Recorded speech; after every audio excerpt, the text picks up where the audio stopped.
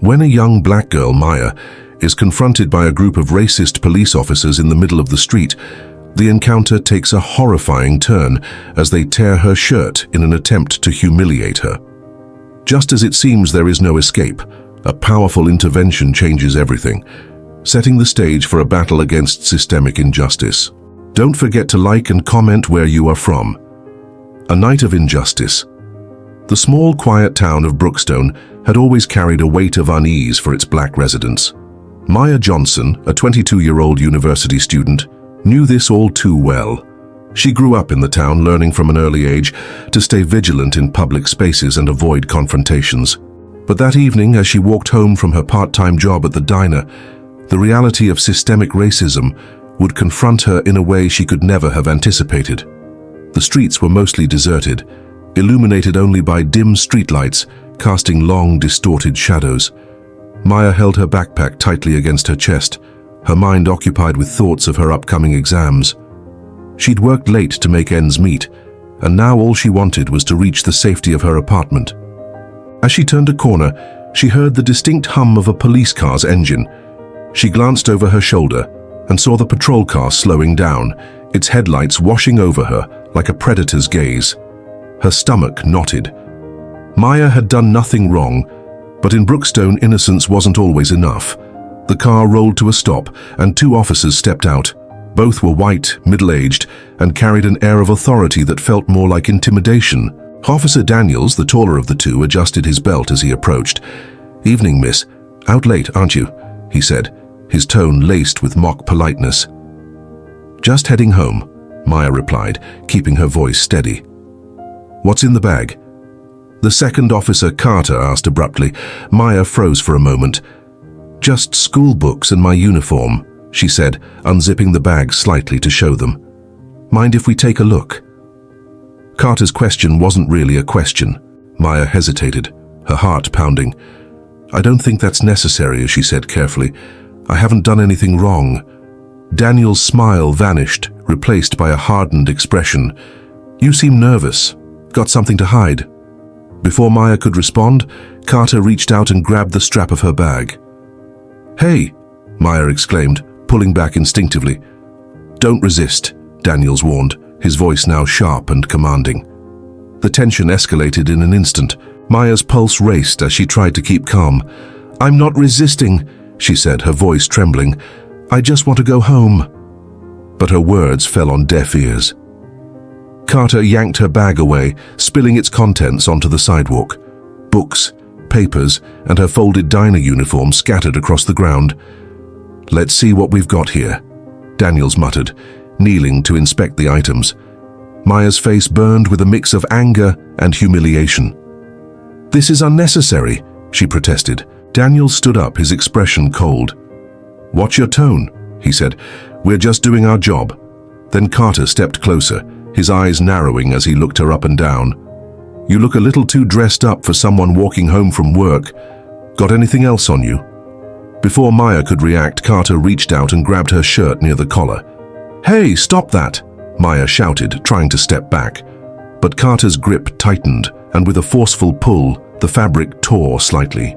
Tears stung Maya's eyes as she struggled to free herself. Just when it seemed that the situation would spiral completely out of control, a voice rang out from the shadows. "What the hell do you think you're doing?" Everyone froze. Maya turned her head to see a figure stepping out of the darkness. It was a man in his late 30s, tall and broad-shouldered, with an air of confidence that demanded attention. "Back off, officers," he said, his voice calm but firm. "This doesn't concern you," Daniels shot back, his hand moving instinctively toward his holstered weapon. The man raised his hand slightly, showing he wasn't a threat. "Oh, it absolutely concerns me," he said. "You're harassing an innocent woman in the middle of the street. I'd say that's everyone's concern." Maya recognized him now.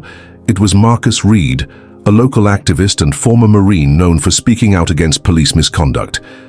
Daniels and Carter exchanged glances. "Sir, I suggest you keep moving," Carter said, his tone dripping with warning. "Or what? You'll try to intimidate me too?" Marcus stepped closer, his eyes locked on Carter's.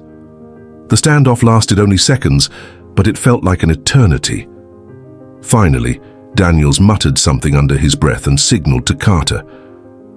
"Let's go." The two officers walked back to their car, their expressions dark with frustration. As the patrol car drove away, Marcus turned to Maya. "Are you okay?" Maya nodded, though her hands were trembling. "Thank you," she managed to say. "You don't have to thank me," Marcus said. "What they did was wrong. They shouldn't get away with it." He helped her gather her belongings and made sure she got home safely. "If you ever need help, here's my number," he said, handing her a card. "Don't hesitate to call." That night, as Maya sat on her bed replaying the events in her mind, she realized that the fight against injustice wasn't over. If anything, it had just begun. The aftermath. Maya woke up the next morning with a lingering sense of unease.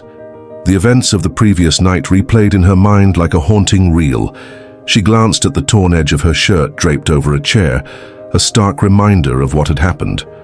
Despite her shaken state, Maya knew she couldn't let fear control her. After a quick breakfast, she decided to head to the community center, a place she often visited to study and clear her mind. The walk was uneventful, but every passing police car made her stomach tighten.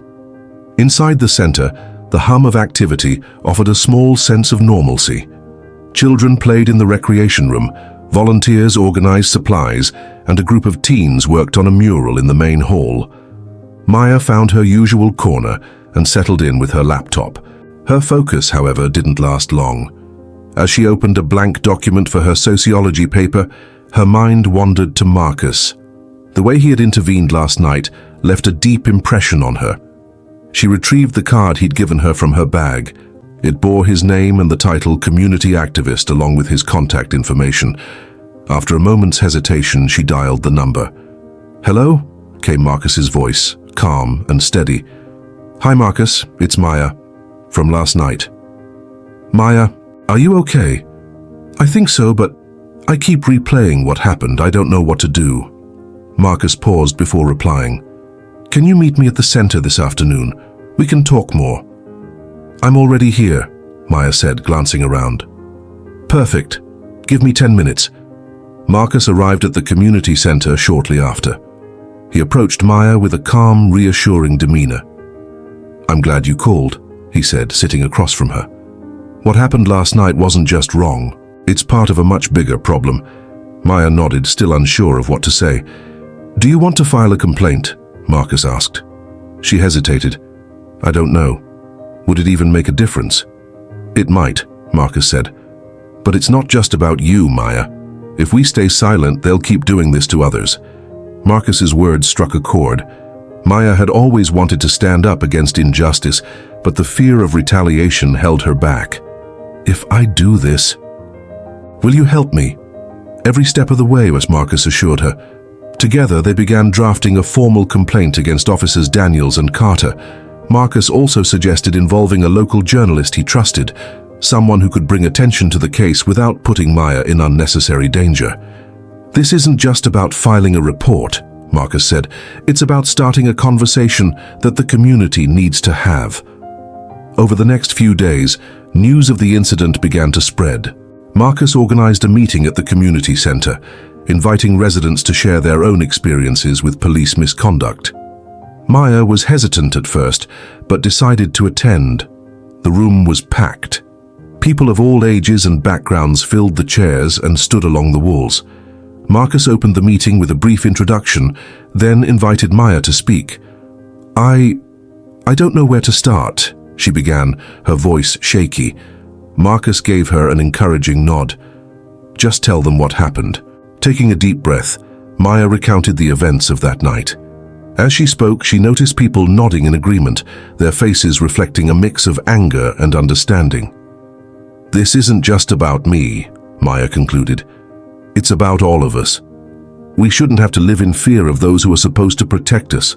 The room erupted in applause. For the first time, Maya felt a sense of empowerment. As the community rallied behind Maya, backlash from the police department was swift. Officers Daniels and Carter denied the allegations, claiming Maya had been uncooperative and suspicious. The department issued a statement defending their actions, sparking a heated debate. Marcus wasn't surprised by the response. "They're trying to discredit you, Maya," he said during one of their meetings. "It's a common tactic, but we won't let them control the narrative." He worked with the journalist, a young woman named Alicia, to publish an article detailing Maya's experience and the broader pattern of misconduct in the town. The piece went viral, drawing attention from civil rights organizations and activists across the region. Protests began to form outside the police station, with signs reading "Justice for Maya" and "End Police Brutality." The small town of Brookstone had become the epicenter of a growing movement. One afternoon, Maya received an anonymous text message, "Watch your back." She showed the message to Marcus, her hands trembling. "This is what they do," Marcus said, his voice steady. "They want to scare you into silence, but you're not alone in this." Maya felt a surge of gratitude for Marcus and the community that had rallied around her. Despite the threats, she was determined to keep fighting.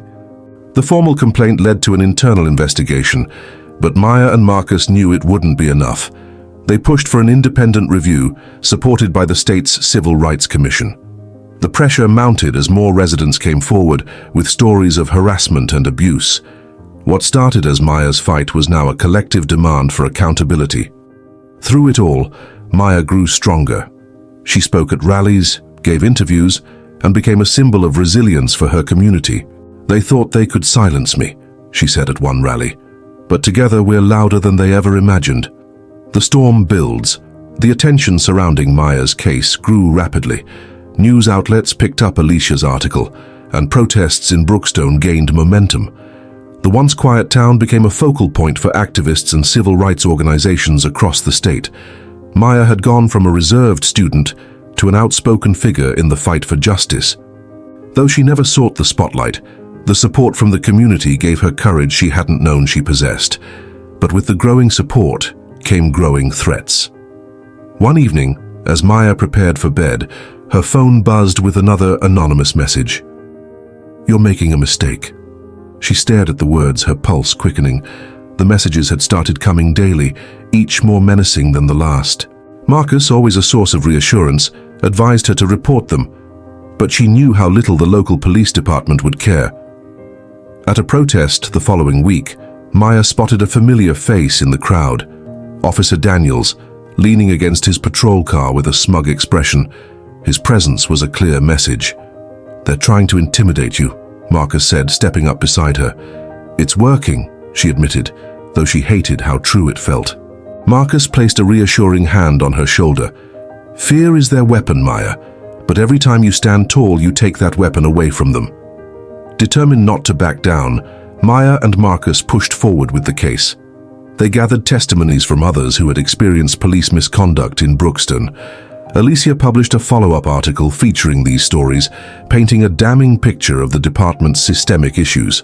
The state's Civil Rights Commission announced it would launch an independent investigation into the Brookstone Police Department. The announcement was a victory, but it was just the beginning. In response, the department doubled down, issuing public statements defending its officers and accusing Maya and Marcus of inciting unrest. "They're scared," Marcus said during a strategy meeting. "They know we've exposed the truth." But the backlash wasn't limited to statements. Protesters reported being followed home, their cars vandalized, and their employers pressured to fire them. The tension in Brookstone was palpable, with the town divided between those demanding change and those clinging to the status quo. One evening, after a long day of meetings, Maya walked home alone. She avoided her usual route, taking side streets to evade any unwanted attention. The quiet was unsettling, every shadow seeming to move. As she turned a corner, a car's headlights lit up the street. The vehicle slowed and Maya's heart raced. She recognized it instantly, a black, unmarked sedan often seen near protests. The car stopped and the driver rolled down the window. "You should know when to quit," a voice said. Maya froze, her mind racing.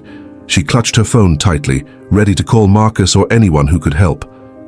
"Keep pushing, and you'll regret it," the voice continued before the car sped off. Shaken but determined, Maya rushed home and immediately called Marcus. "They're escalating," she said, her voice trembling. "That's because they know they're losing," Marcus replied. "We'll make sure they don't win." Despite the growing threats, the protests only intensified. The community was no longer fighting just for Maya, but for themselves. Families, students, and business owners joined the cause, turning the movement into something unstoppable. Maya continued to speak at rallies, her voice growing stronger with each event. "They tried to silence me," she said during one protest, "but all they've done is prove why we need to fight. We won't stop until justice is served." Her words resonated, sparking cheers from the crowd. The independent investigation brought its first results. Evidence surfaced showing a pattern of racial profiling and excessive force within the Brookstone Police Department. Officers Daniels and Carter were placed on administrative leave, pending further inquiry. The announcement was a significant victory, but Maya knew the fight was far from over.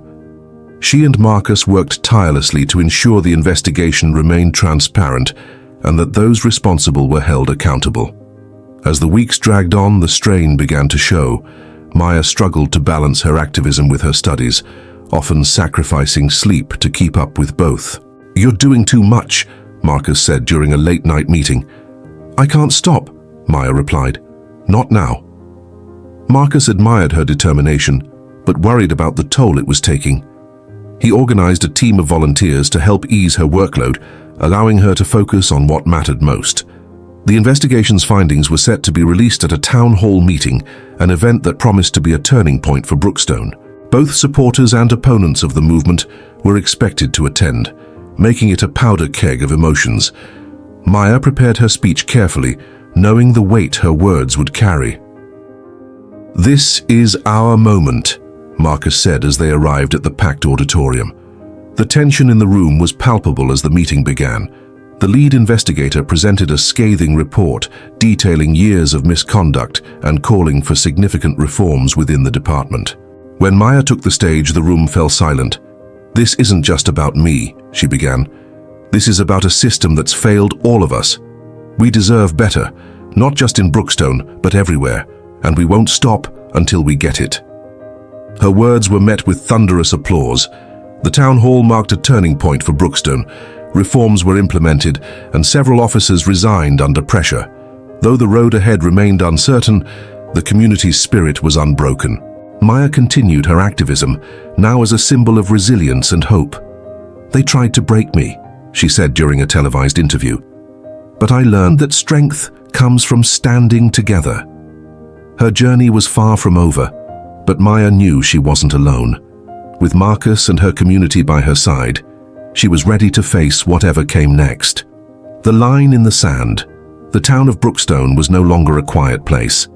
The protests had grown.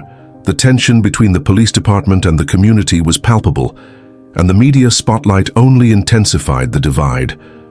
Maya stood at the center of it all, her face now synonymous with the fight for justice. While progress was being made, like the suspension of officers Daniels and Carter, resistance from the system was fierce. Anonymous threats continued to flood her phone, and counter-protests began to pop up, with signs reading, "Support our police," and "Stop the lies." Maya's resolve, however, never wavered. "They want me to stop," she told Marcus during a meeting. "But I won't." Marcus nodded, his expression serious. "Then we keep pushing." As the independent investigation deepened, the police department began to retaliate in subtle but harmful ways. Protest permits were suddenly denied. Curfews were strictly enforced in neighborhoods with predominantly black residents, and officers patrolled community gatherings with an air of intimidation. Maya felt the weight of the growing hostility. "They're trying to wear us down," Marcus said after one protest was disbanded by police. "It's not going to work," Maya replied. But even as she spoke those words, doubt crept in. The strain was beginning to take its toll on her, emotionally and physically. One evening, Maya received a call from an unknown number. The voice on the other end was low and hurried. "Is this Maya Johnson?" "Yes." "Who is this?" "My name's Officer Gray. I work at the Brookstone PD. I've seen what's been happening and I can't stay silent anymore." Maya's heart raced. "What do you mean?" "There are records, internal memos, emails. They show exactly how Daniels and Carter have been operating for years and how the department has been covering it up." "Can you prove it?" Maya asked, her voice trembling. "I can," but I need your help to get it out." Maya immediately contacted Marcus and Alicia. The three met with Officer Gray in secret, where he provided them with damning evidence of systemic corruption within the police department. "If this gets out, they'll come after me," Gray warned. "They'll come after all of us," Marcus replied. "But this is what we've been fighting for." Alicia worked tirelessly to verify the evidence and prepare a comprehensive exposé. When the article was published, it sent shockwaves through Brookstone and beyond. Emails detailing racist comments, memos about targeting black residents for minor infractions, and records of falsified reports were all laid bare. The community's outrage was immediate. Protests swelled in size, with residents demanding not only justice for Maya, but a complete overhaul of the police department. But the article also brought new dangers. 2 days after the exposé, Maya was walking home from a late meeting with Marcus when she noticed a car following her. Her heart pounded as she quickened her pace, but the car matched her speed. "Maya, get in," a voice called. She turned to see Marcus pulling up in his car. Without hesitation, she jumped in and they sped off. "That wasn't a coincidence," Marcus said, his voice tight with anger. "They're escalating," Maya replied, her hands trembling. The next morning, she found her apartment door vandalized with spray-painted words. "Stop now." Maya called Marcus immediately. "This isn't just intimidation anymore," and she said, "they're trying to scare me out of town." "Then we need to make sure they know we're not backing down," Marcus replied. The latest threats only galvanized the community further. Residents banded together to protect Maya, taking turns escorting her to and from meetings and standing guard outside her apartment. "This isn't just her fight," one neighbor told a reporter. "This is about all of us." Marcus organized a town-wide march, drawing thousands of participants from neighboring cities. The march culminated at the Brookstone police station, where Maya delivered a powerful speech. "They've tried to silence me, intimidate me, and scare me into giving up," she said. "But I'm still here, and I'm not going anywhere." Her words were met with thunderous applause, the crowd chanting her name. The pressure on the police department grew, but so did their resistance. Officers loyal to Daniels and Carter doubled down on their rhetoric, painting Maya and Marcus as agitators. During a city council meeting, the police chief claimed that the exposé was full of misinterpretations and that the department's actions were misunderstood. "They're grasping at straws," Alicia said after the meeting. "The evidence is undeniable, but Maya knew the battle was far from over." Maya's story gained national attention, drawing the support of prominent activists and politicians. Donations poured in to fund legal action against the Brookstone Police Department, and civil rights organizations offered their resources to aid the cause. Despite the mounting support, Maya remained cautious. "This isn't just about exposing the truth," she told Marcus. "It's about making sure things actually change." "And they will," Marcus replied, "because we won't stop until they do." The pressure finally began to crack the foundation of the Brookstone Police Department. The police chief resigned amid calls for his dismissal, and several officers implicated in the exposé were suspended. For the first time, Maya felt a glimmer of hope. "This is just the beginning," Marcus reminded her. "I know," Maya replied, "but it feels good to win even if it's just one battle." The price of resilience. The resignation of the Brookstone police chief and the suspension of several officers marked a significant victory for Maya and the community. For the first time, there was tangible evidence that their fight was making an impact, but the aftermath was far from calm. The cracks they had exposed in the system threatened to pull everything apart, and with each step forward came fierce resistance from those determined to maintain the status quo. Maya had become the face of a movement she never asked for. Her every word was scrutinized, every appearance dissected by supporters and critics alike. The pressure weighed on her, but she refused to let it break her. "They think if they push hard enough, I'll crumble," Maya told Marcus during one of their late-night planning sessions. "But I'm not giving them that satisfaction." Marcus nodded, his respect for her unwavering. "That's why they fear you, Maya, because you won't back down. While Maya and Marcus worked to sustain the momentum of their fight, Brookstone became a town divided. On one side were those who demanded accountability and change, fueled by the evidence brought to light. On the other were those clinging to the belief that the police were justified, their actions a necessary part of maintaining order. Counter-protests began to swell in response to the marches led by Maya and Marcus. At one event, protesters on opposite sides exchanged heated words, the tension threatening to erupt into violence. "We can't let this turn into chaos," Marcus said, stepping between the two groups. "That's exactly what they want." But keeping the peace grew harder with each confrontation. The retaliation against Maya became more targeted and personal. Her apartment was vandalized again, this time with broken windows and hateful graffiti. Anonymous letters filled her mailbox, some with veiled threats, others openly hostile. "You're a disgrace," one letter read. "Leave our town before it's too late." Maya refused to leave, but the incidents left her shaken. Marcus organized volunteers to guard her apartment at night, ensuring her safety while she slept. "You're not alone in this," he reminded her. "We're all in this together." As the investigation into the Brookstone Police Department continued, more officers came forward with stories of corruption and abuse. Some provided additional evidence, while others shared their experiences anonymously out of fear of retaliation. The mounting evidence led to a broader investigation at the state level, but it also intensified the backlash. Maya and Marcus became frequent targets of smear campaigns. Local news outlets ran stories questioning their motives, portraying them as agitators seeking personal gain. "They're trying to discredit us," Alicia said during a meeting. "It's a classic tactic." "And it won't work," Marcus replied. But Maya wasn't so sure. "People believe what they want to believe," she said quietly. Amid the chaos, there were moments of hope. At one rally, Maya was approached by an elderly woman who had lived in Brookstone her entire life. "I've seen this town at its worst," the woman said, her voice trembling. "But what you're doing, it gives me hope." The woman's words brought tears to Maya's eyes. "Thank you," Maya said. "That means more than you know." These small moments reminded Maya why she fought, even when the road seemed impossibly long.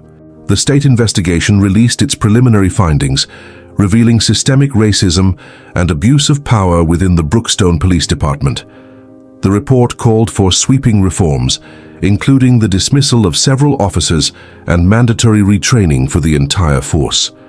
The announcement was met with a mix of celebration and backlash.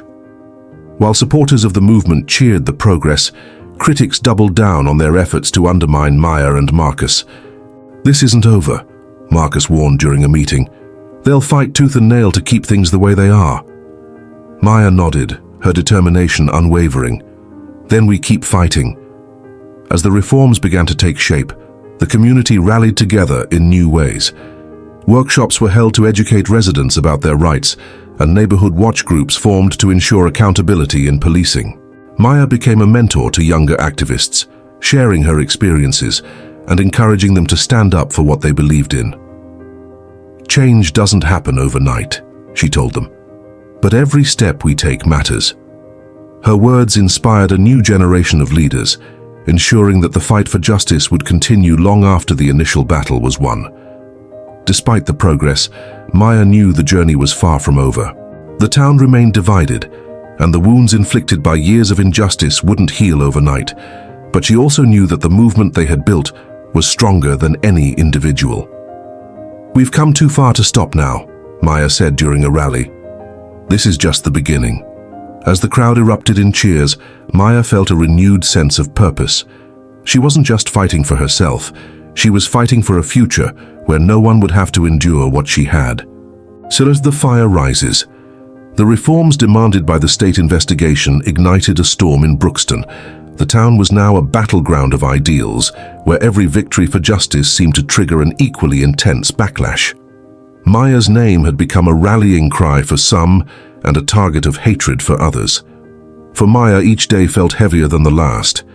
She faced relentless attacks online, thinly veiled threats in public, and the constant weight of representing a movement that was bigger than herself. Still, she refused to give up. "They're fighting this hard because they know change is coming," Marcus reminded her during one of their nightly strategy meetings. "Then we can't stop," Maya replied. Brookstone was no longer a unified community. Residents who had once coexisted peacefully now found themselves on opposite sides of a bitter divide. The streets were filled with dueling protests, those demanding accountability, and others waving signs like "Support our officers" and "Stop the chaos." Tensions boiled over during one particularly heated day when a march led by Maya intersected with a counter-protest. The air was thick with shouting as the two groups faced off, only separated by a thin line of police officers. Maya stood at the front of the march, her heart pounding. "Stay calm," Marcus whispered to her. "They want us to lose control." But staying calm was easier said than done.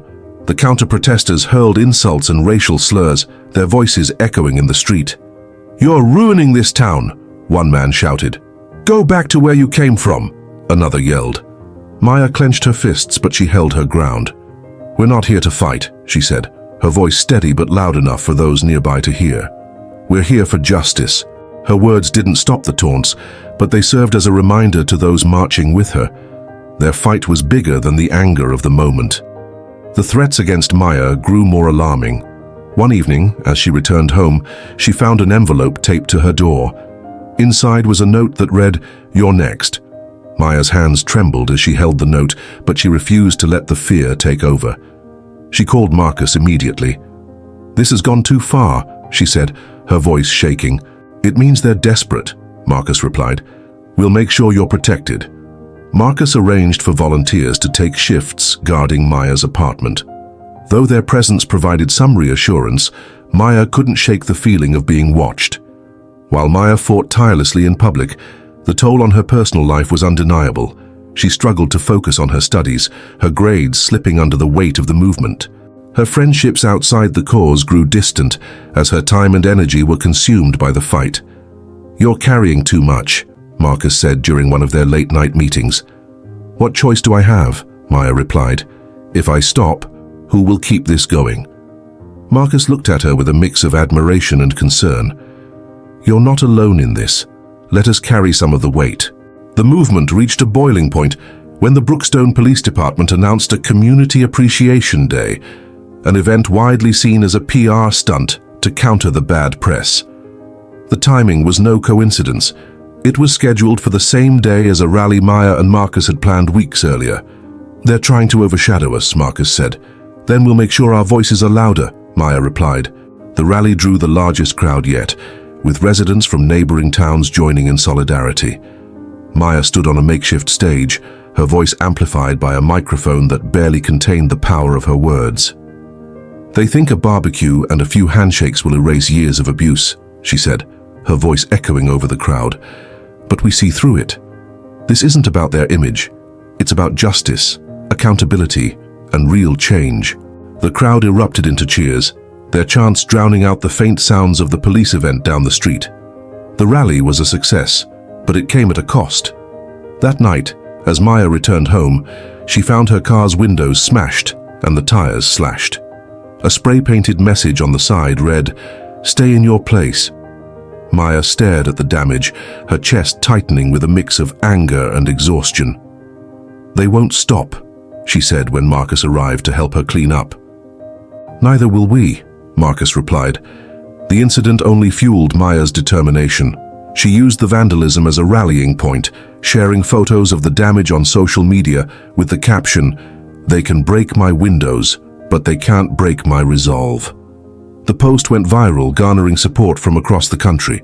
The pressure on the Brookstone Police Department continued to mount. The state's investigation expanded, uncovering more evidence of misconduct and corruption.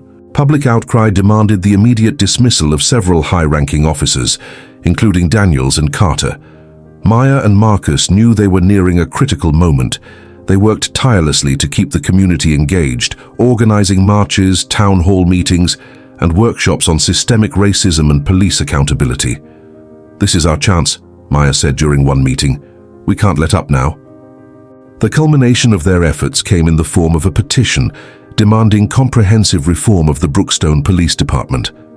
The petition gained thousands of signatures, forcing the City Council to hold a public hearing. The hearing was packed, with standing room only in the council chambers. Maya sat at the front, flanked by Marcus and Alicia.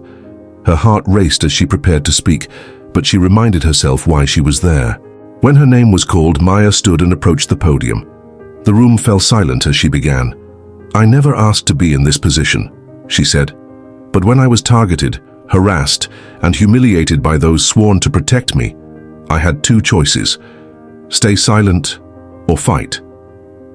I chose to fight, not just for myself, but for everyone who has ever been mistreated, ignored, or silenced." Her voice grew stronger as she continued. "This isn't just about Brookstone. It's about a system that has failed us for too long.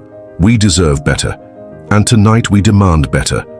The room erupted into applause as Maya stepped down, her heart pounding with a mix of nerves and pride. The voice of change. The public hearing concluded with an eruption of applause, but the battle for justice in Brookstone was far from over. As Maya stepped outside the council chambers, the crowd waiting on the steps cheered her name. The sound was deafening, a powerful reminder of the community that had rallied behind her.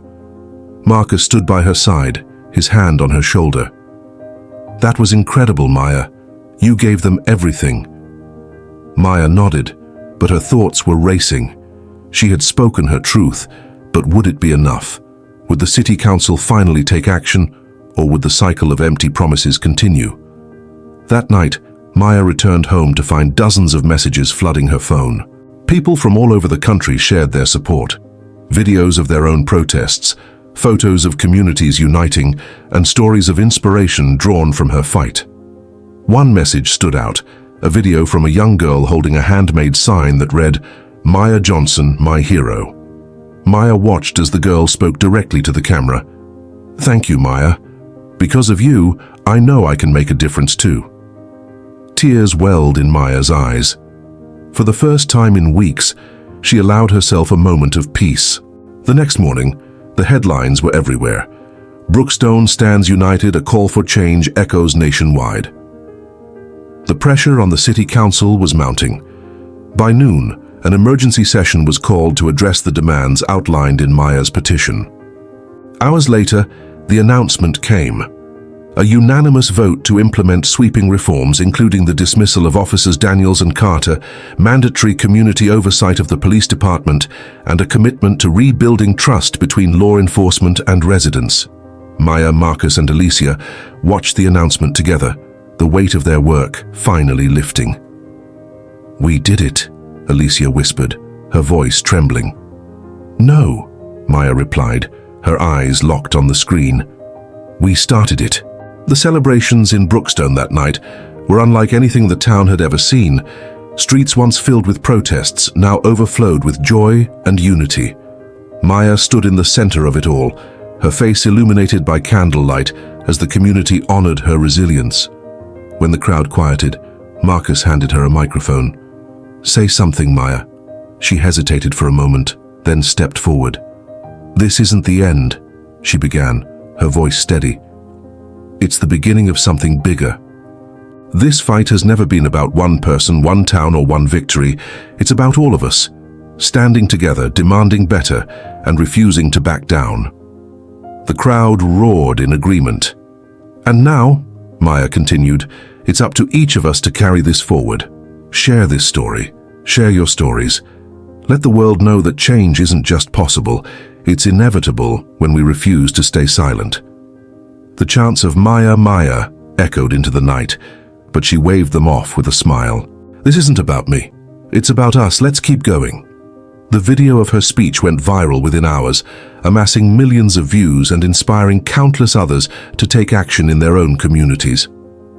As Maya sat in her apartment that night, surrounded by messages of gratitude and solidarity, she realized something profound. She wasn't just the voice of Brookstone anymore. She was a spark in a movement that was catching fire across the nation. She posted one final message before turning in for the night. "To everyone who's fighting for change, keep going. Together, we're unstoppable." The likes, shares, and comments poured in, but what mattered most was the ripple effect she could already see forming. Brookstone was just the start, and Maya Johnson, she was ready for whatever came next.